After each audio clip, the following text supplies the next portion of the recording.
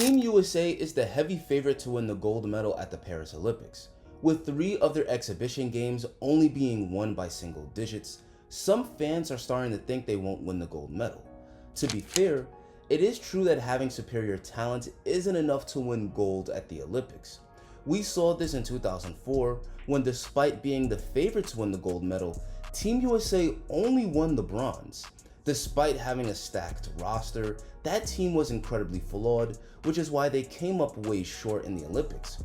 This modern version of Team USA has had some games that have gone down to the wire, but they still won all 5 of their exhibition games, and they're not even at full strength. The scary thing is Kevin Durant hasn't even played yet. He had to miss all of the exhibition games due to a calf injury, but he's expected to play during the Olympics. KD may be long in the tooth at 35 years old, but he's still a legit superstar. Coming off a season with the Phoenix Suns, where he put up 27 points and 5 assists per game. There's no question his addition to the starting lineup will make the team a lot better. Not only does Team USA have KD returning, but when they've played at their best, they look unstoppable. When Team USA embraces teamwork and defense, they go on incredible runs. This video will explain why, even though Team USA has looked far from perfect up to this point, they're still ultimately set to win the gold medal. Let's start with their offense. A big reason Team USA is so tough to defend is because they get so many easy buckets inside. Their ball handlers get in the paint at will, which wreaks havoc on other teams. LeBron has always been an incredible slasher.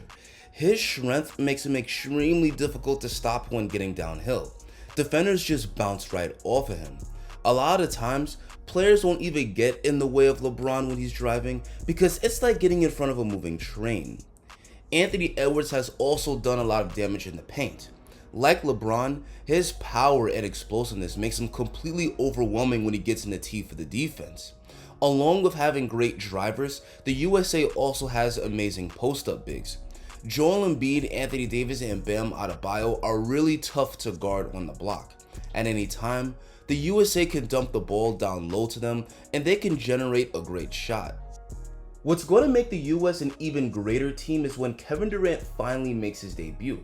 He'll probably replace Devin Booker as the starter at the small forward position.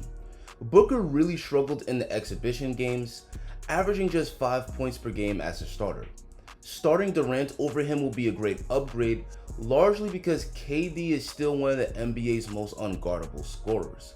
Since returning from that ruptured Achilles a few years back, KD has really honed in on his mid-range game. Most of his mini pull-ups are contested, but at 7 feet tall with that high release point, he can easily shoot over most defenders unbothered. This gives the United States another player that can create their own shot at a high level. They don't need KD to dominate the ball like he does in Phoenix with the talent on Team USA, but he's another guy that can take over games when needed. Durant also helps to solve a weakness on this team, and that's shooting. A big reason the United States had some close victories in the exhibition games is because they got cold from deep. In the United States' 1-point victory to South Sudan, they shot a miserable 25% from the outside. They didn't shoot particularly well against Germany either, only hitting 35% of their threes. In the Olympics, there's no defensive 3-second rule, and this allows opponents to pack the paint against the US. So if Team USA is going to continue to brick open threes, that makes them so much easier to defend. This is where Durant is going to be a big help because he isn't just a great scorer, he's also a great shooter. He's coming off a season knocking down 41% from deep for the Suns, and he shoots 38% from deep for his career. With Durant in the lineup, this is going to make it much more difficult for teams to get away with clogging the lane. And he's a great off-ball player overall. KD gets a lot of easy baskets from cutting back door when his man loses focus of him. This makes Durant a great fit in the starting lineup for Team USA because he can flourish while playing off the ball, but he can also run the offense when his teammates get cold. Team USA's scoring talent is unmatched, but they're truly at their best when they embrace team basketball. When we see this team committed to moving the ball on offense, they generate great shots. The constant drives to the rim from players like LeBron and Ant forces defenses to collapse, and they get great shots by kicking the ball out to open shooters. The US also has several guys that draw double teams, and this creates 5-on-4 situations where if they move the ball quick enough, someone is going to get an amazing look. We've also seen great stretches where the screening, cutting, and handoffs consistently leads to guys getting open, and we've seen them play super unselfish where they sacrifice good shots for great shots by making the extra pass. A big beneficiary of this team style is Steph Curry. Embiid has set some excellent screens for Steph, freeing him up for great looks from deep. Where the US gets themselves in trouble is where they rely too heavily on the ISO ball. There's also been stretches where the offense gets stagnant and guys are going one-on-one too much. When those type of shots are falling, it looks pretty, but when they're not, it causes the offense to fizzle out. Even when you have star players, relying on contested jumpers and difficult shot making to score each possession isn't great for the offense. What the US needs to do is embrace player and ball movement as the first option for each possession, because this is how they can consistently generate great looks. But if it gets down to the end of the shot clock and nobody has gotten open, they should allow one of their star players to go to work. If they play like this, they're simply unbeatable. Another big strength the US has is their ability to rebound their own misses. The United States big men are extremely active on the offensive glass, so missed shots are often turned into putbacks and extra possessions. If Davis, Embiid, and Adebayo continue to crash the boards, this not only gives the US more chances to score, but it'll help them survive games when they don't shoot it well. Overall, defending this team is an absolute nightmare, but it isn't just their offense that makes them scary, it's also their defense. Team USA has some great two-way players. They have excellent perimeter defenders that are good at denying dribble penetration and forcing offensive players into difficult shots. Steve Kerr has experimented with several lineups, but I think it's clear that Jrue Holiday must remain in the starting lineup because he's their best on-ball defender at the guard spot. He also needs to continue to play Derek White more. When he first joined the team, he was barely playing, but he's slowly getting more minutes. In the United States' victory over South Sudan, his excellent defense in the third quarter helped to fuel their comeback. And not just that, he also made a key defensive play at the end of the game, blocking a putback attempt by Wenyen Gabriel to seal the win.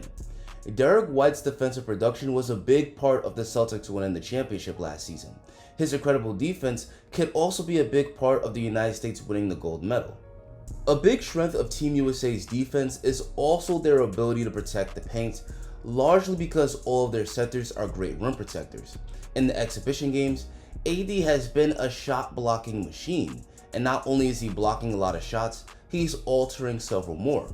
His size and length is incredibly tough for driving players to finish over. When AD steps up to provide help, he often turns layups into circus shots. His defense against Nikola Jokic was a defensive masterclass. The Joker is a 3-time MVP and an NBA champion, but AD made him look mortal. Most of the Joker's scoring comes inside the paint, but AD affected a lot of his shot attempts, which forced him to miss. Normally, Jokic is incredibly efficient, but when Serbia played the US, Jokic shot just 6 of 19 from the field. Joel Embiid has also provided resistance near the rim. Embiid doesn't have a high block average, but he does a great job of rotating over, getting a hand up, and forcing misses in the paint. Bam Adebayo helps out when it comes to protecting the rim as well. An adjustment that I think Steve Kerr needs to make is to play Joel Embiid less and Anthony Davis more. The reason I say this is because with AD on the floor, this allows the United States to switch everything on defense. AD is really quick on his feet, which allows him to switch onto quicker guards and lock them down. Joel Embiid, on the other hand, simply lacks the agility to be a great on-ball defender like AD and Bam can. By switching everything on defense, this makes it so guards can't just walk into pull-up threes because the big men will pick them up. Another strength of their defense is their ability to force opponents to turn it over. Passing the ball against Team USA is incredibly risky. Their defenders have active hands in the passing lanes, which leads to steals, and they quickly turn these steals into dunks on the other end of the court. Their defenders stay attached to their man throughout possessions, making teams struggle to get open shots from running their offensive schemes, and leading to bad shots at the end of the shot clock and sometimes even shot clock violations. Overall, the United States has defended well in their exhibition games, but by playing their top defenders heavier minutes, their defense can get even more suffocating. So there you have it, basketball fans. Team USA knows they can't just rely on talent if they want to win gold. They still need to share the ball on offense, crash the glass, and play hard on defense. When they embrace a team-oriented approach, winning seems inevitable. I know this isn't a hot take, but I expect them to win the gold medal when it's all said and done. But now I want to hear from you guys. What do you think of how Team USA played during their exhibition games? Will they win the gold medal? Is there any team that can beat them? Let me see your thoughts down below in the comment section.